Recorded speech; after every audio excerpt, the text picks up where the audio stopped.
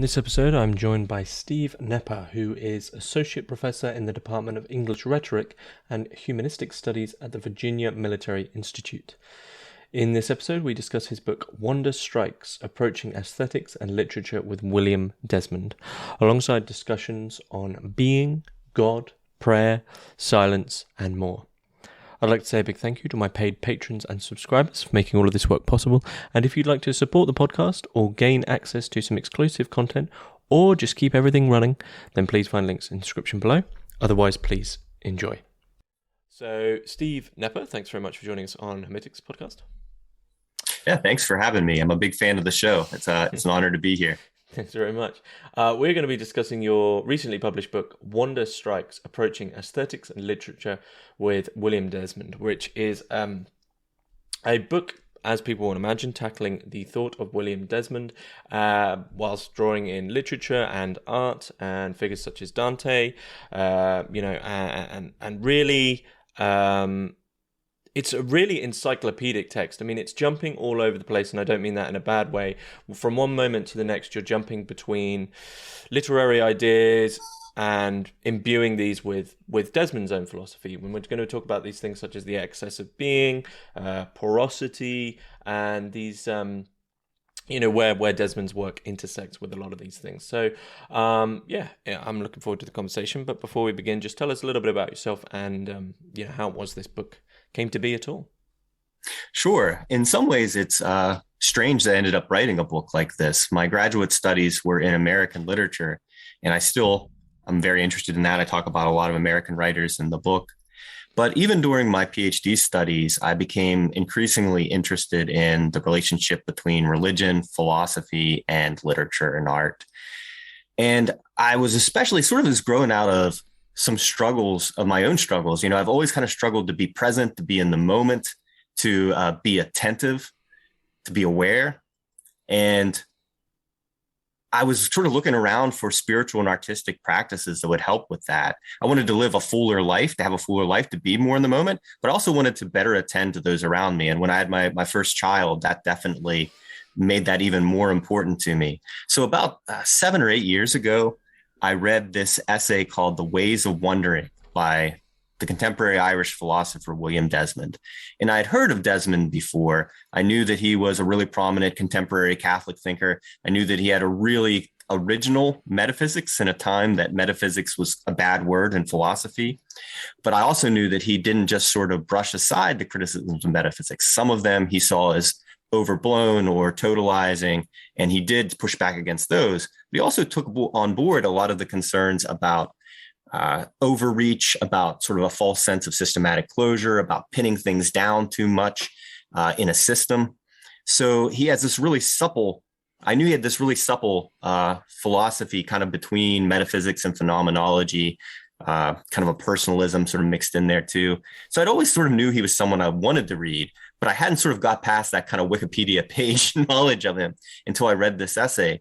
And this essay just blew me away, especially his descriptions of these experiences of astonished wonder that kind of break us open again, that draw us out of ourselves, that bring us into the moment and reawaken us to the excess of reality. And these could be things like, a moving sunset or a really powerful thunderstorm or the face of your newborn child. Or it could be something like a near-death experience where on the other side of it, you have that close call and you're like, whoa, all the colors are brighter and life is more vivid and I'm really grateful to be here. And so that account of wonder and also his account of why in modernity, we seem to be sort of more closed off to that. And we don't sort of know how to sort of process those experiences. They're really important in people's lives. I bet they're important in yours, they're important in mine, but we don't really have like a way of sort of incorporating those richly into experience, incorporating those into how we think about the world, especially not publicly. So I was really moved by this essay. And so I just started reading everything from Desmond that I could find. And before I knew it, I was working on this book and learning a ton while doing it, not just learning a lot intellectually, but getting some of those answers I was hoping for about practices for being more present, being more attentive, really thinking through aesthetic experience and religious experience.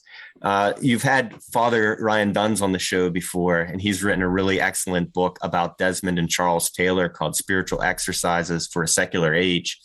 And one of the things he says in that book that I nodded to was he says to read Desmond in the right spirit is to undergo this spiritual practice. It kind of transforms you. And that was true to my experience. And I'm hoping that my book could help share that kind of experience with others. Do you feel, since you've been on this sort of Desmond journey, that you've been successful in becoming more attentive? Oh yeah, but it's always an up and down, right? You could just ask my my wife or my children that. I'll have periods where I feel like I'm in the moment, where I'm attentive, where I'm responsive, and I'll have times where I'm sucked into my screens and doom scrolling and or lost in thought or worry. Yeah, I mean, I suffer from that as well, but I think I've come to the realization that just severing the tie quite absolutely, as in getting rid of the screen, is never the answer, right? I just go find the another equivalent of a screen to go look at, or just stare at the wall or something until bedtime, something like that, right? That's the screen. The screen isn't the problem. I guess it's the means isn't the problem, it's the intents, right? But before we venture deeper into the work of Desmond, I of course have to ask you the question, which I'm sure you're more than familiar with by now, the Hermitix question. You can place three figures, linking living or dead, into a room and listen in on the conversation. Who do you pick? Yeah, great question, and lots of good possibilities. I think that I would first put Desmond in a room with Hegel and Kierkegaard. First of all, it would just be fun to hear Hegel and Kierkegaard argue. So Hegel is a great thinker of system, of mediation, of reconciliation. Kierkegaard, the great thinker of the singular, of the unfathomable, of what can't be folded into any system, and especially Hegel's system, according to Kierkegaard. And there's a way in which I think Desmond wants to sort of draw on what's best in both of them. He's a systematic thinker, but he insists that he's not trying to offer a closed system. He's interested in sort of the dialectical back and forth, the mediation between people, between things, but also he wants to insist that mediation never exhausts their excess, right? So, like a great work of art, I can spend all this time with it. I learn more about it. It transforms me, but I never sort of exhaust that work of art. So in a way, he wants to, honor that sort of Kierkegaardian singularity and excess. So it'd be interesting to hear those, that conversation. I'd be interested to hear while Kierkegaard and Hegel were having a debate, who Desmond ended up siding with at times. I think that would be really revealing. It would be interesting to hear what both of those thinkers thought of what Desmond is up to. So those would be interesting. The third thinker I would put in there is the contemporary philosopher Byung-Chul Han, who I think is another one of these just amazing contemporary thinkers. Probably his best known book right now is called The Burnout Society. Mm-hmm. But I think he has a lot of books that are worth reading. So like Desmond, like Hegel, like Kierkegaard, Han's interested in the relationship between philosophy, art, and religion, and they each sort of approach that in a different way. So that conversation would be interesting. I think Desmond would kind of push back at Han a little bit to try to figure out what some of his presuppositions about being are, sort of some of the things he wants to say about a transcendence, like how strong a transcendence we're talking about. I think Desmond, is sort of that more of that metaphysician bent, while Han comes out of more of a Heideggerian background. So there'd be a little tension there, even though they have a lot of shared interest in attention and contemplation. And Han, for his part, just has great analysis of the digital age and technology and some of the sort of emerging malaises of our society. So, and that's something that I think Desmond has a lot to offer, but hasn't written a lot about. So I think that's a really interesting kind of supplement to what Desmond's up to. That's an interesting room, and you've drawn out the connections there, so I don't need to ask with respect to the thread. In a certain sense, I'll be honest, if I was to meet Kierkegaard, I would probably ask firstly if I could try his famous coffee drink. I don't know if you've heard about this. No. Well, supposedly the rumor is that every morning he'd fill up his coffee mug completely with sugar, and then he'd go make another mug of extremely strong coffee, and he'd pour that over the sugar, and once that dissolved, he'd then drink this sludge, which then caused him to write. So I'd say to him, can I try that insane drink? Maybe that's why he had an inability, unlike Hegel, to sort of draw things together, because he was so, but it doesn't, it's a strange rumor. Obviously, infamously, I'm not keen on Hegel. So this rumor is very strange to me. So, I mean, really, do you think this room actually ties in with, this first question here and one of the foundations of Desmond, which is you've already brought it in, but this idea of an excess of being? Do you think that's in a certain way they are all dealing with some sense of excess of being, but this becomes quite defined for Desmond? Yeah, I think that's right. And that coffee drink sounds pretty intense. It's maybe how Kierkegaard wrote so much. Might need to try that.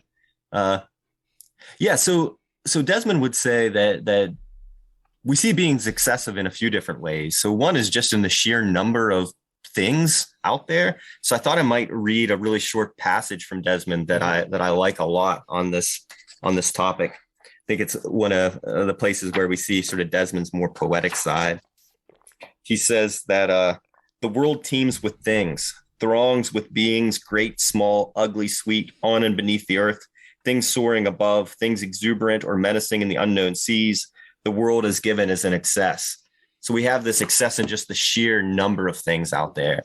But then we also have this excess in that we're always kind of immersed in this sensual wave, this wave of sounds and smells and sensations.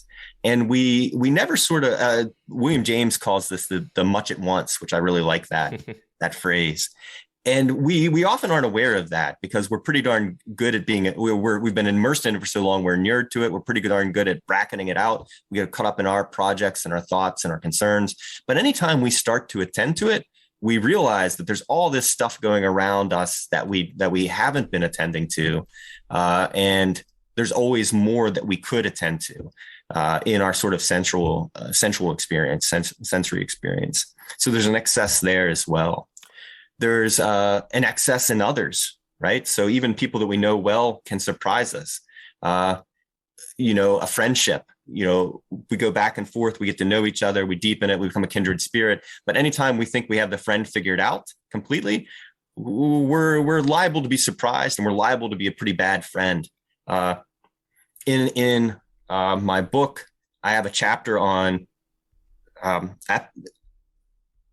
epiphanies in literature, these epiphanic encounters between characters in literature that also, I think, shine some light on these encounters in light. And often there's stories of, like James Baldwin's Sonny's Blues, these two brothers, brothers think they know each other well, but the story turns on this revelation of how much sort of misunderstanding there's been, especially between the narrator and Sonny. Or a story like James Joyce's The Dead, where it's between a husband and a wife. So yeah, there's an excess in the other that we can never sort of fully exhaust, and we need to kind of respect. And part of sort of respecting someone is, I think, respecting that fact that we don't have them all figured out. There's an excess in ourselves. We surprise ourselves. Even, we should strive for self-knowledge, but we never have our own motivations fully figured out. Thoughts, memories spring unbidden in our head. Dreams show this excess. And then for Desmond, sorry, go ahead. So just to ask, so this excess is never a wastage, right? Because many philosophers, I'm thinking of Georges Bataille, if you've ever read any of his work. He's one of the philosophers who's dealt with excess. Visions of Excess is one of his more famous collections. And for him, excess is really, the atheology of almost all of being is an excess. It's just this pure wastage. So an excess of being almost seems like this more, but for Desmond, this is something which is like there's always these possibilities of delving further and further into things. So it's a positive excess. Sometimes when we speak of excess, especially in relation to theology and with respect to Christianity, you'd think of maybe gluttony or sloth as an excess of rest or some form of this. But this isn't.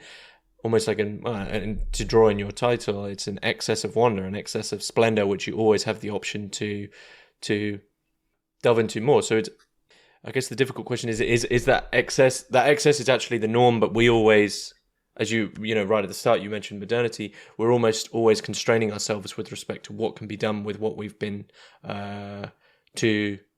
given. To draw in Duns, actually, my conversation with Duns, and I need to get this right. Given as granted, given as granted, and then taken for granted, right? So given as granted, you have it, and then so that the excess is almost given as granted. There's a lot of things to throw at you there. So, but it's not. The main thing is it couldn't be seen as this term wastage or something like that.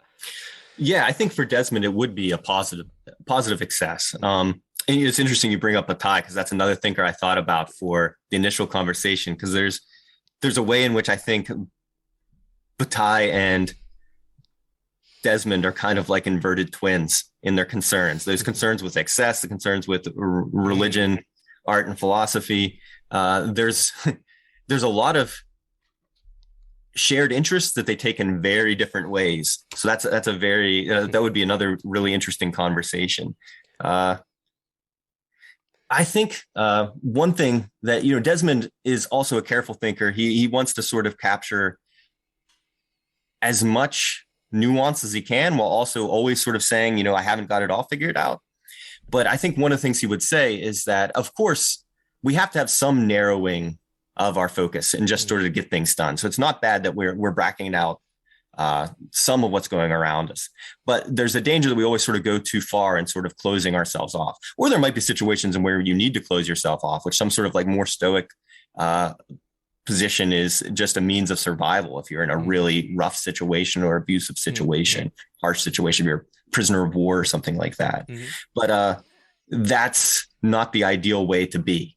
The ideal way to be is to be receptive and open to the sort of positive excess, not just for your own fulfillment, but again, sort of to be able to attend and care for those things around us.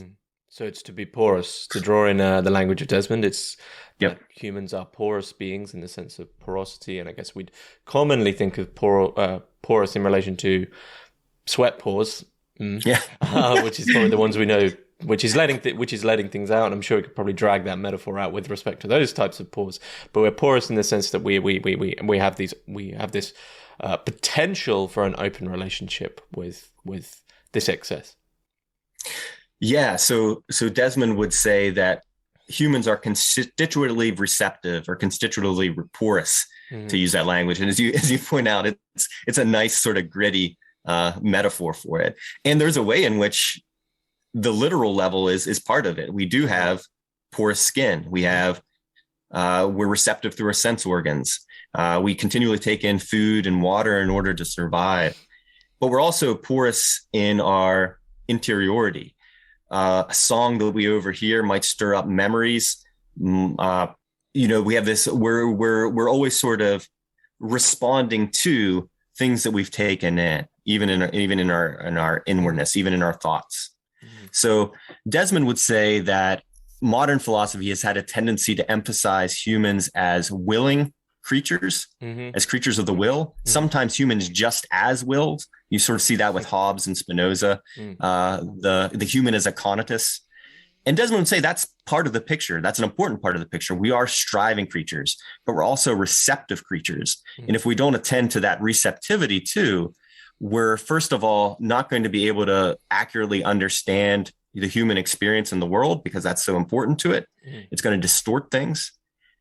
And also there are all these sort of normative and ethical affordances that come from being more aware of what's going on around you. So it's important in that regard too.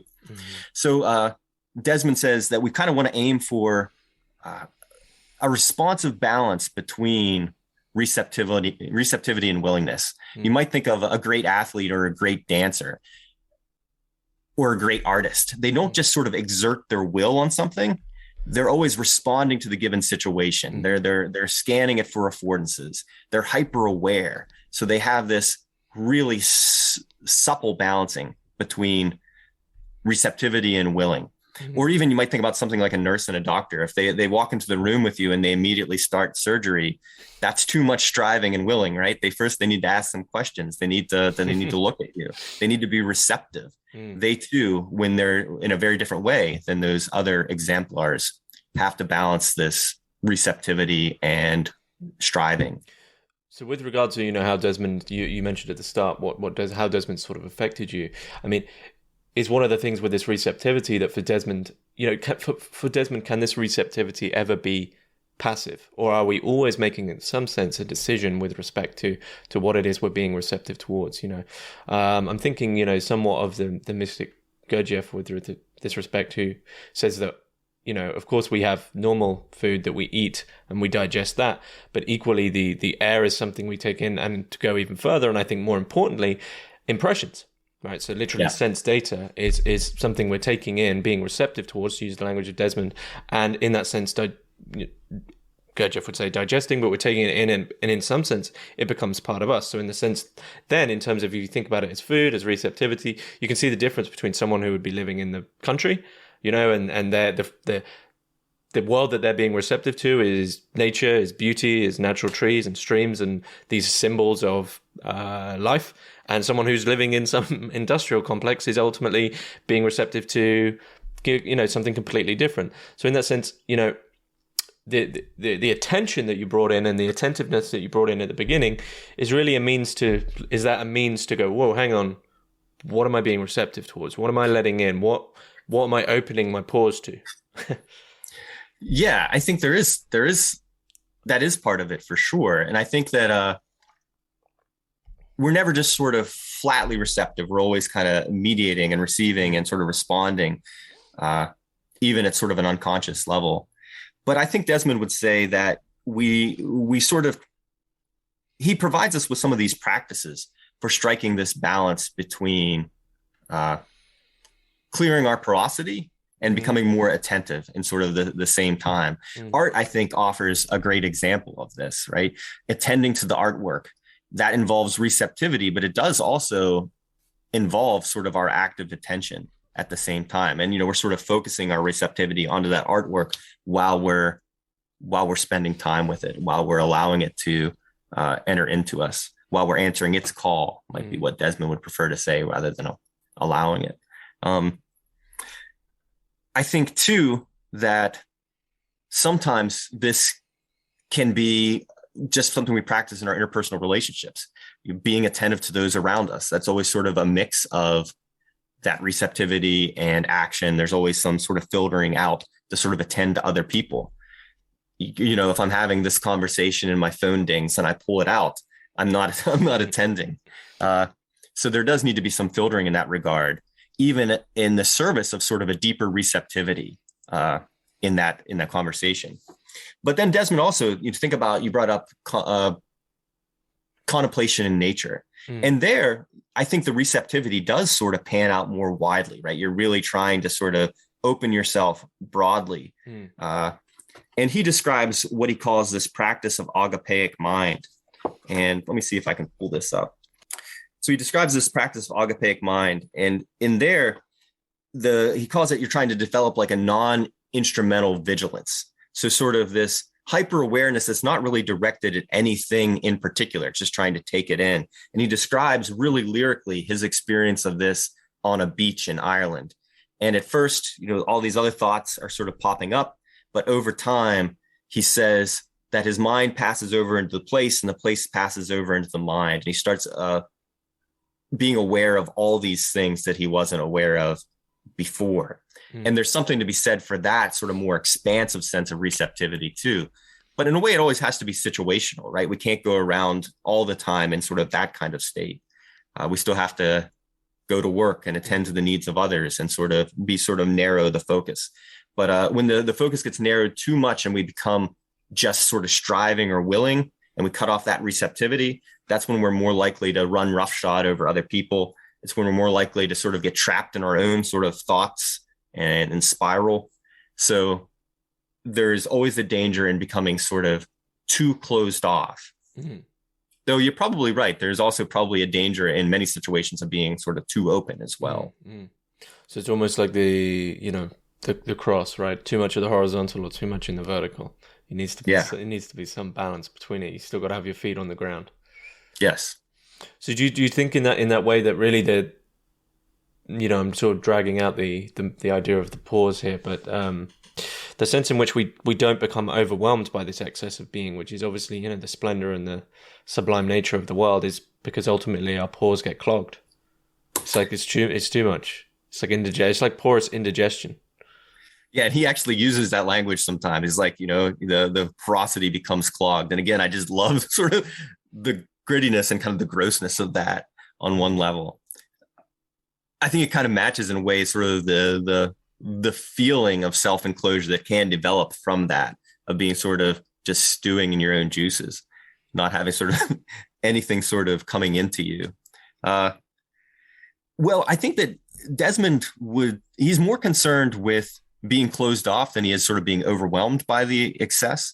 And one of the things he would say is that no matter how sort of closed off we are, we can never sort of totally clog our pores in all senses of it, right? We'd overheat on the literal level, but also at these sort of more metaphorical levels as well. So even if you're a really hardened, skeptical, no nonsense, closed off modern, you can always be sort of blown open again by wonder. You can't sort of totally close yourself off to that. And, oftentimes we go around with very legitimate worries and concerns. And in that regard, something like beauty or the sublime that you brought up can be kind of a gift. It kind of strikes us. It's an experience of wonder in that way. It calls us out of ourselves. It draws us out of ourselves. And there's a release in that. Certainly with the sublime, can be a more exhilarating, even frightening, extreme experience. But Desmond would say that beauty too calls, beauty too moves. It's not just a passive thing. And in that regard, he challenges kind of the modern aesthetics that juxtaposes a soothing beauty with a stirring sublime. You should get that in someone like Edmund Burke, and it becomes very sort of important for the rest of aesthetics in its wake.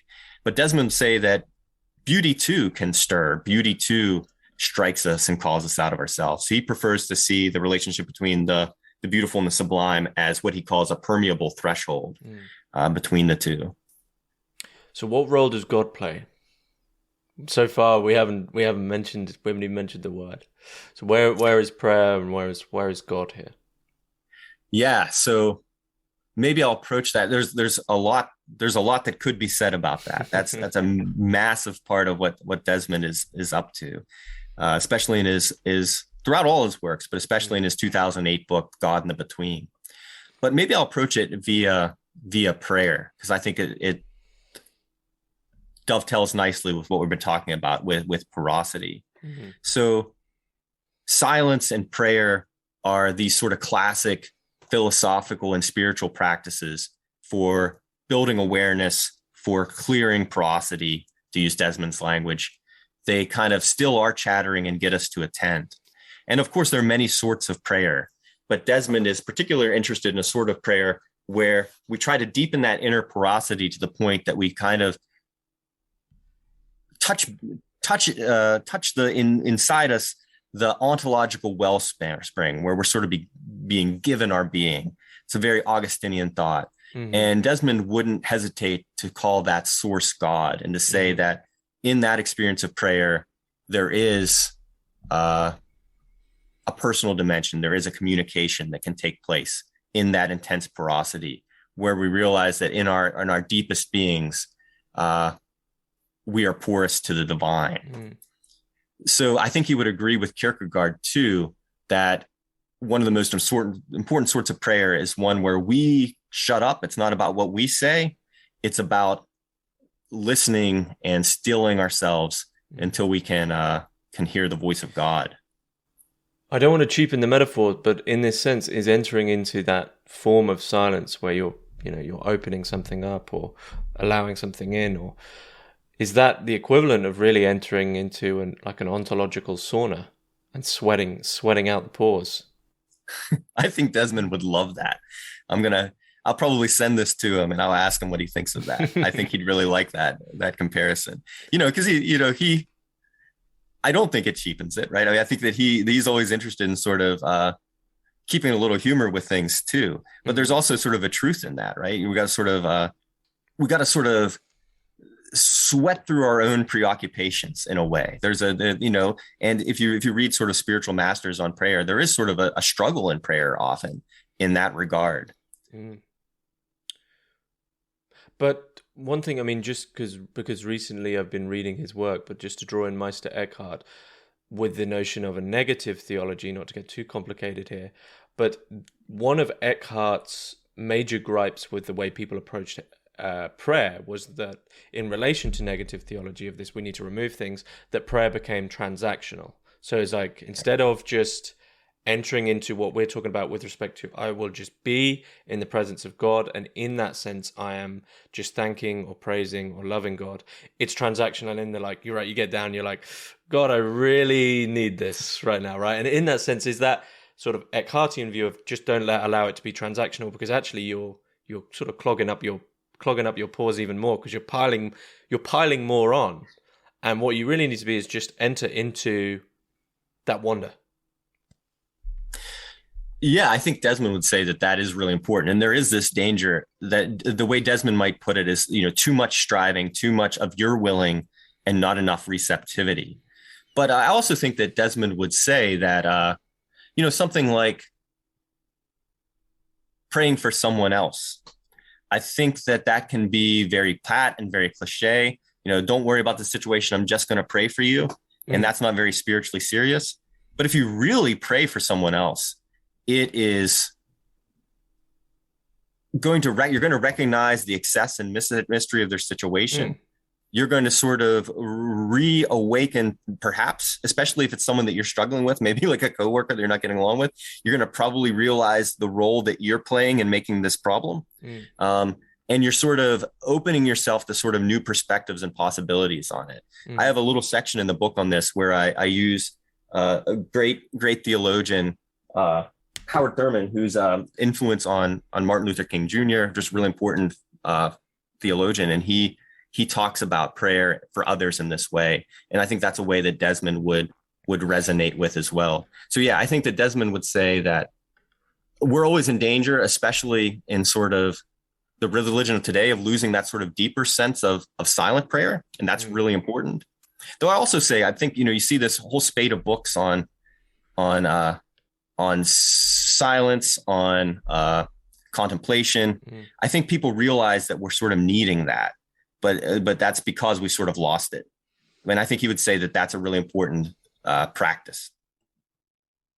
Well, I think the problem with silence, and this is sort of a quip that I've been throwing around lately to a lot of from a lot of people. I mean, if we take the idea of these books like Millionaire Fastlane, right, sold 40 million copies, or Finding Peace in the World, sold 40 million copies. My question always is, well, where are all the millionaires? Where are all these peaceful people? And I think one of the problems is with respect to the silence that we're talking about is, once again, that confusion of perhaps confusing the silence with the external world. Like, just because you're within a sensual silence doesn't mean you're within an ontological silence. So to draw in another thinker, but Michel Serres sort of says that the human mind has become economizing. So you wouldn't think that if you're in the depths of the rainforest that you would be in any sense within some form of sort of mechanical or modern economy, but you've actually brought something with you which is almost inescapable, where you're thinking like, well, actually I could cut down those trees and I could draw a straight line, right? So sure. You've brought the noise with you. And so that noise, that in the relation to the silence, is really to do with being. It's to do with how you're composing yourself. In the depths of your being. So just because you're within a silence, I guess with your prayers, the noise, the common noise of prayer might be, oh, I just need to get 5 more minutes and I'll be there, right? That itself is a noise. And in that way, I guess back to Eckhart, he sort of says it's to do with the intent. The silence is the intent. So whether it's an hour or if it's 5 minutes, it's to do with that relationship of quality. But I'm throwing a lot at you with that. No, I think that's spot on. And one thing you might say, and I don't mean this at all in a self-righteous way, because I certainly struggle with it, is that the practice is a lot harder than reading the book, even though reading a book is a great first start. And that's probably why there aren't the millions of readers of these books haven't sort of, transformed our ethos of being yet through their attention and their capacity for silence and contemplation. And I think that's right. And I think that's one of the things that sort of Ryan Duns and I share about our interest in Desmond is sort of drawing out some of these practices he offers. So reading him is a practice, as Duns says, but there are also these practices like agapeic mind, like attending to art, like trying to clear the inner porosity that he offers us. But then you got to do them and you got to keep doing them. And that's a hard thing. Oh, that's the hardest thing to do, is to actually do things. It's much easier to read a book about your problem.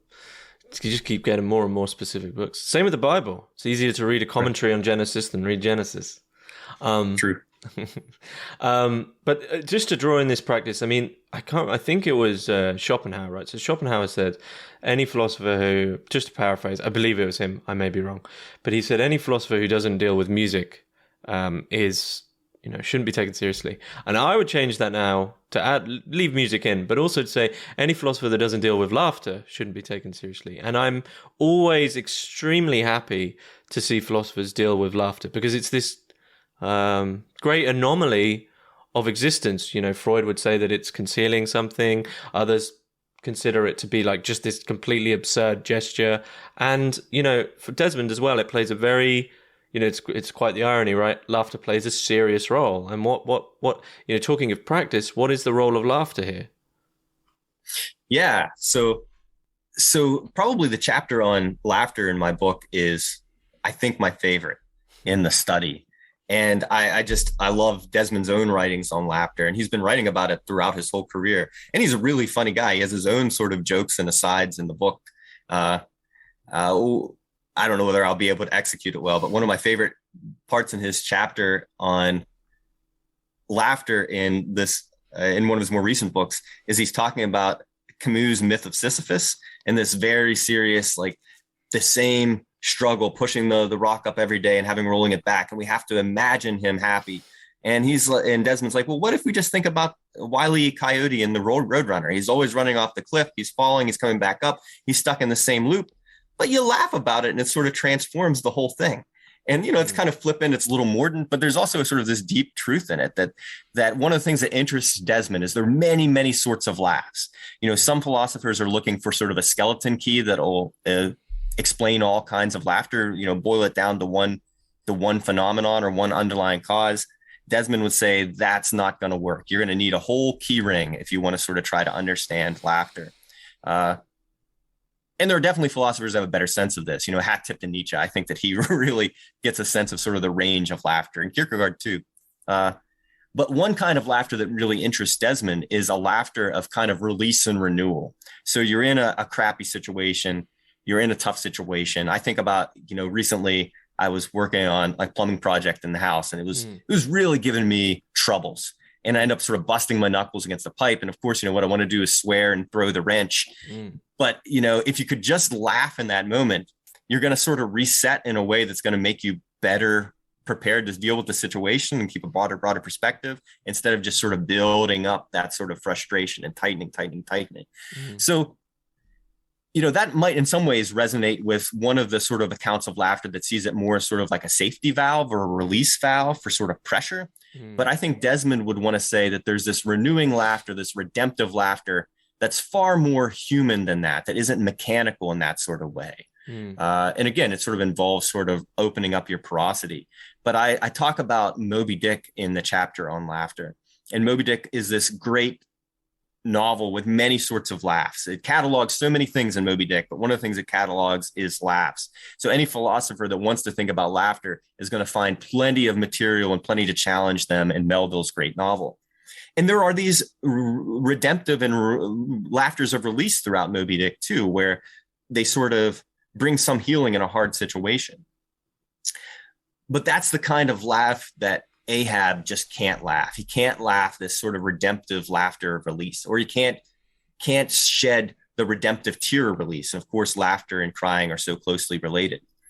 If he could, that would allow him to sort of expand beyond his monomania, expand beyond sort of this vengeance quest with the whale, and sort of see the world anew and sort of in a broader way. So there's this kind of laughter that sort of returns you to zero, which is one of these phrases that Desmond likes to use, and sort of offers sort of a fresh start. That's easier said than done, and it can sound very flippant. But in those situations, we kind of need all the various possibilities that we can to try to find some makeshift healing and release. And I think Desmond would say that often we vastly underestimate the important role that laughter plays in just sort of getting us through the day-to-day grind, let alone the harsher realities of life, the harsher tragedies. Mm. Yeah, I meup it's a strange thing, because in a certain sense, when you're utilizing laughter as a release, you're taking yourself very seriously, because you're building up your problems. You're allowing everything to clog up. You're taking everything that's been brought into you so seriously, and eventually you either have to give way, or it has to. I guess in a certain sense, you would say that if you clog up your pores so much with your own seriousness and your own striation of what's being impressed upon you, ultimately it's almost like those videos of the compressors, right? The thing which is being compressed, whatever that is, it has to go somewhere, right? And there has to be a catharsis, whether it's positive or negative, or a breakdown or something in some sense. And laughter, as you say, is that common release valve, which borders on, it's the comedy tragedy thing, right? It's sometimes there's forms of laughter which is like, in the moment of laughter, which way is it going to go? Are you going to start crying? Are you going to start crying with joy? Are you going to break down at the absurdity of the situation? Or are you going to, I don't know, perhaps there's a third option. But just on what you said about Sisyphus as well, I mean, I've always found Camus' treatment of Sisyphus to itself to be absurd. Not the absurdism, but the actual treatment of absurd itself from Camus to be basically idiotic. It's probably my least favorite philosophical thing ever. I mean, imagine Sisyphus. All right, so we're just imagining this. So you're saying his plight is real, but you're just imagining it otherwise. I mean, it's a very cruel thing to do to the man. But there's a point I heard about. I don't know too well the classics at all outside of that, and I read recently. Maybe you might know better than me, but there is a point in the stories of the classics where Sisyphus actually does stop. He stops to sit on his boulder to look at another tale that's going on. And for me, I just think, why didn't you just stop? I know that sounds ridiculous. It sounds absurd in itself. But if we're going to give into this absurdism of Camus, why didn't Camus just say, just stop, Sisyphus? Like, just what?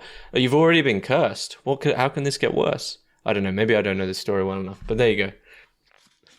Yeah. That's really interesting. I'd like to look into that, because that's just, that stopping and looking at another that's such a powerful image, right? And there's so rich with, thinking through that through. But, maybe that's part of what Desmond is up to with kind of his wry crack about Sisyphus and Wile E. Coyote, right? Maybe part of why we laugh at Wile E. Coyote is because he could just stop, right? Why don't you just stop? But that's his meaning. I think there's almost a respect for Wile E. Coyote. I always had a respect for him, because an absurd respect, right? Because every episode there was the in-joke that it was like Acme Company, which you knew was going to blow him up, and it was like the same stupid thing that he'd paint, same sort of simulacrum that he was creating. And it was almost like there's an episode of, just drawing in ridiculous things now, but to speak of other cartoons of the era, there's an episode of Tweety Bird and Sylvester. I can't remember what it's called. He's constantly trying to catch the bird. And one episode he does. And he believes he does. He believes he's killed Tom and Jerry. There's an episode of Tom and Jerry where he believes he's finally caught Jerry, the mouse, and actually killed Jerry. And he ends up being depressed and paranoid and feeling awful. And all of the meaning is void in his life. So there's this sort of absurdness in just trying to shoehorn this metaphor out in some sense, but that laughter is almost the absurdity of the inability to ever, I guess, fully be in that thing that you're after. And if you were, it's just not going to work, right? That's, to draw in another thinker, Vogelin, that would be the moment where you immanentize the eschaton and you're almost in a complete moment of disappointment, right? Like, it's like a dog's caught his tail, right? So I don't know what to do now. Yeah. I mean, I think that's really interesting. It gets into all the complexities with these things. If you take it back to Ahab, there's a grandeur in Ahab for the same reason, in that the quest, as diabolical as it might be, as destructive as it might be, there's a grandeur to it. There's a grandeur to him wanting to sort of insist on the meaningfulness of what happened to him, and for him to try to to strike back against not just the whale, but the universe. And there's a way in which that if he had that laughter of release or the tears of release, it would be kind of an existential crisis for him at the same time, right? He'd have to find a new meaning. But also, of course, I think that's bound up with, especially with Ahab, with the sense that there can be sort of issues of pride involved there too. And there's a laughter that can be kind of self-deflating of pride, a laughter of humility, a laughter that returns us, Desmond would say, to the community of human beings, rather than sort of think that we're sort of up above them, as Ahab explicitly says, with neither gods nor men for company on his heights. I mean, he's nothing without the whale. We all need our little whale. Maybe that's something to be done. It's just to have joy in the whale. I don't know where to go with that metaphor. But well, that's the interesting thing, right? Can you imagine an Ahab that sort of takes all of his philosophical seriousness, but yet also sort of is able to release out of this monomaniacal quest? That's an interesting thing to think about. Would he be a saint then? I don't know. Yeah, I think we see hints of that in his relationship with Pip, I think. I think you'd have to be a saint, otherwise you wouldn't believe it, right? It's almost like if Ahab didn't catch the whale and could have, and then just said, actually, I'm fine, and had some catharsis, you'd go, I really don't believe you, right? You'd have to become a saint. That's interesting. Well, moving just into the title, and really, I guess we've sort of tiptoed around the issue a lot. I mean, why is it called Wonder Strikes? What is this role? What role does wonder play here? Yeah, so the Wonder Strikes, the title, part of that, what that does is sort of it brings into play maybe three big themes that we've already talked about. You get that theme of receptivity. Wonder strikes us. Wonder isn't just on demand. We can never make ourselves experience wonder. We can certainly cultivate receptivity, and therefore we're going to experience more wonder, but we can never just sort of make it happen. It always sort of happens to us. So you get that theme of receptivity. You also get that theme of excess, I think, with, the wonder of reality sort of striking us. And then wonder itself is a key term for Desmond. And as I said, that's the one that really drew me into his work. Desmond actually differentiates three modalities of wonder. The first and primary one for him is astonishment, astonished wonder. And in that, you're really sort of blown apart in a positive way with that excess of being. So this maybe goes back to your initial questions too, about whether that excess can ever be threatening or just waste. In the experience of astonishment, it's a positive, good thing. So experience of astonishment will give rise to gratitude, to care. It's this sort of beneficent experience of wonder. And it also is the experience of wonder, Desmond says, that is most shot through with the mystery of being, often implicitly. It's not necessarily think it, but it's shot through with this strangeness that anything exists at all, with this strangeness that this exists or this person exists. And Desmond says that all things in a way are haloed with the mystery of their existence, the mystery that they exist rather than not existing. But in wonder, we're really sort of stirred by that. And on the flip side, we're also stirred by the wonder of our own existence. There's kind of a double wonder at play there in astonishment. Second modality of wonder is perplexity. So in perplexity, the mystery of being becomes something a little bit more unsettling and sort of rattles us. Sometimes it can rattle us in very extreme ways, because we might also be perplexed by things like evil or death or suffering. And they raise these, again, kind of profound metaphysical questions. But here it's in a more unsettled and harsh way. Instead of the excess, often what you're tending to is sort of the ambiguity and the indeterminacy and experiences of perplexity. Again, to go back to Ahab, in the famous quarterdeck chapter, he says, I've got to smash through the pasteboard mask of reality and figure out what's behind there. That's what I've got to do. But of course, he can't do that, right? So that just deepens the perplexity. And perplexity isn't certainly at all always sort of pathological like that.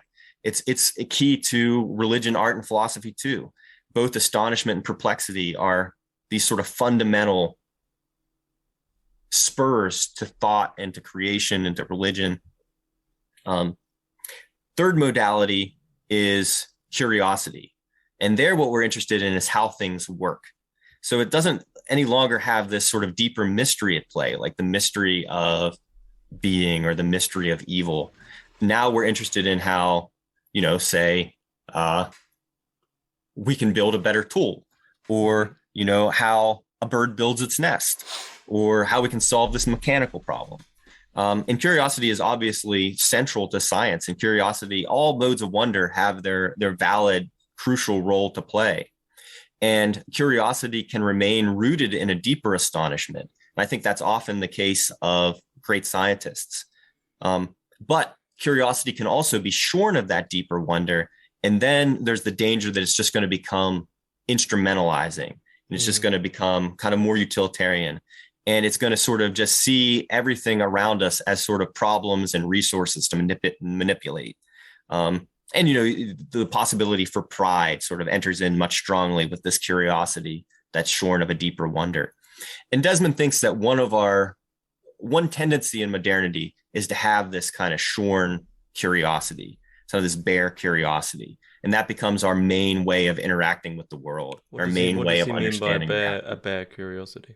So a curiosity that's not sort of maintaining this deeper wonder at the strangeness of being, at the excess of being, at the ways that being evades us, but it's all about sort of how we can figure out how things work. Existence taken for granted, not as granted.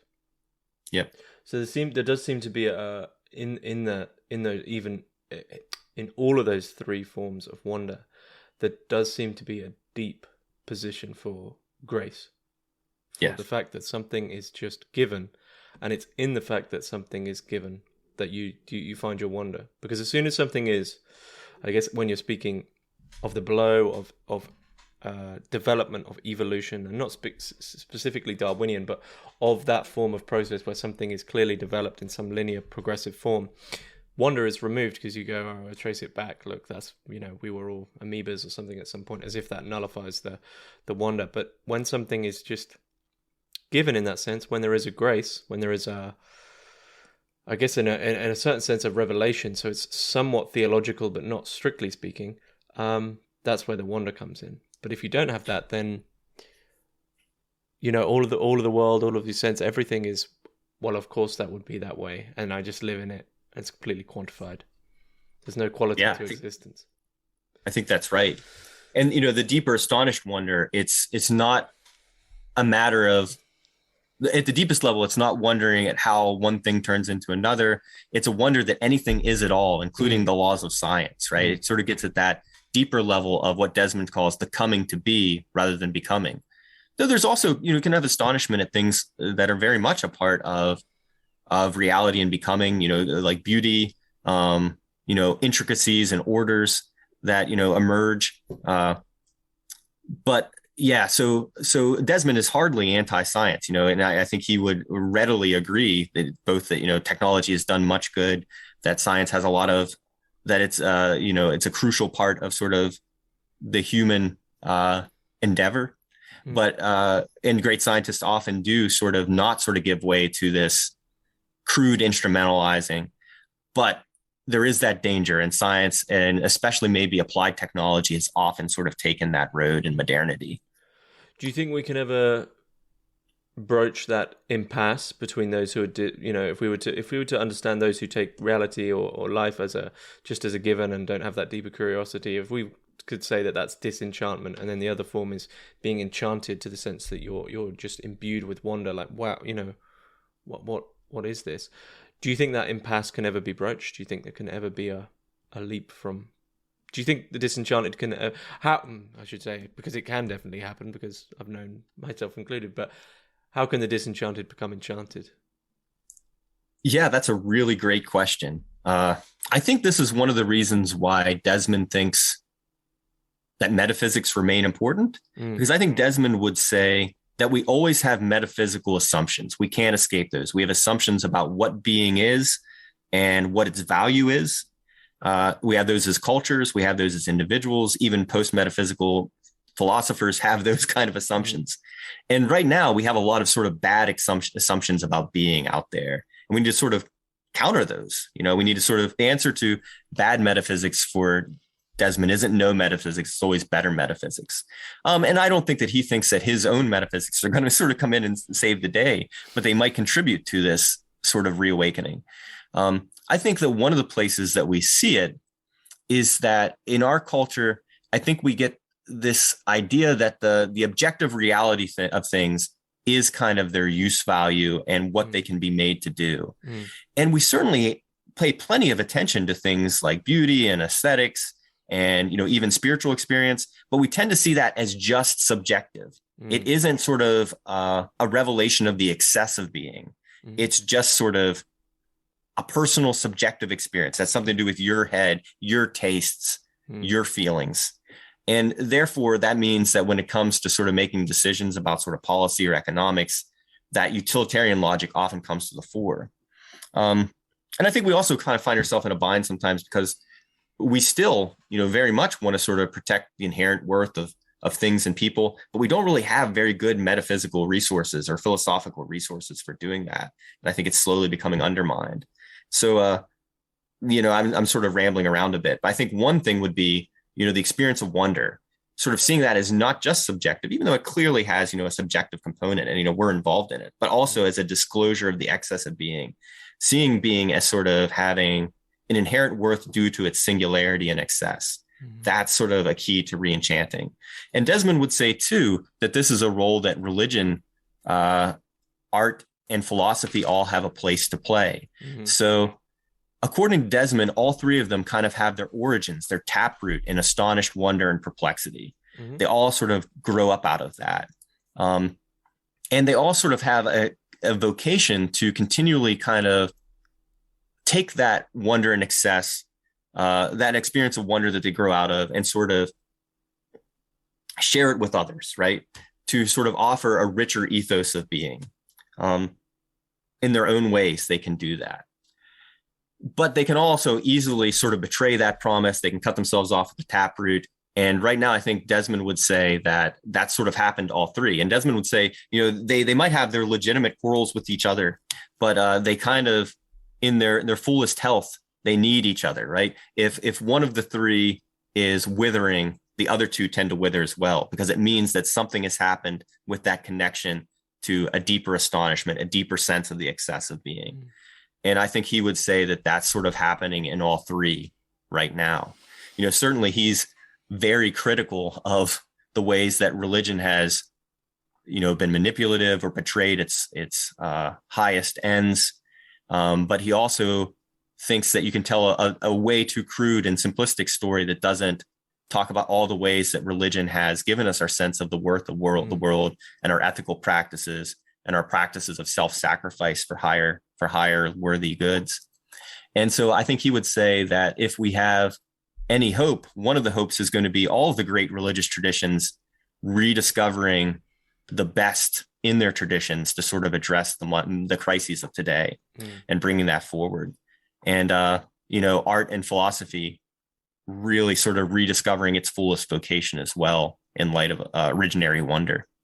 So it's probably going to take many sort of different, and, it might not happen, right? We might just sort of descend deeper into crisis, and we only sort of reemerge once we reach the 0 point as culture as a whole. Who knows? Ecological crisis or whatever. What do you think the individual can do to approach this strangeness of being, to be able to begin this process of re-enchantment in this sense? Yeah, I think that it goes back to where we started the conversation. I think cultivating that combination of receptivity and awareness in different important domains in our relationships with other people, in our relationship with the natural world, certainly for religious people in their prayer, the practices of prayer. And I think that alongside that, maybe questioning some of the metaphysical assumptions we've inherited from the wider culture that treats those things as just subjective, right? And sort of trying to regain a richer sense of reality. And I think that, that will change your being in the world and will have an effect on others. And, in a small way, maybe is the most that most of us can do. Mm-hmm. Well, we've covered a lot of a lot of the topics and the themes of your book. I mean, is there anything you'd like to add that you feel is key to add in about your book? No, I don't think so. I really enjoyed the conversation. I appreciate the great questions. Mm-hmm, mm-hmm. So whereabouts? So this is Wonder Strikes approaching aesthetics and literature with William Desmond by, is it SUNY Press, or is it Sunny Press? Yeah, it's State University of New York Press. Okay, SUNY Press, and I'm assuming we can find that via their website and via Amazon. I'll be sure to put the links in the description below. But yeah, is there anything you'd like to add? I mean, what are you working on now? Are you going to work more on William Desmond? A little bit. So I'm editing a collection of essays on William Desmond in the Bible right now, with a great lineup of scholars. The scholarship on William Desmond, already mentioned Dunn's book, is just really rich, and I've benefited from very much in my own work, and it's fun to work with some of those people more directly in this collection. Also, I'm working on co-writing a book about Byung-Chul Han, and that'll be a little while. But I really think that he's another contemporary thinker that is well worth reading, and I bet a lot of your listeners would appreciate his work. Wow, I'd love to talk about both those books. They sound fascinating. But yeah, Stephen Knepper, thanks very much. Thank you.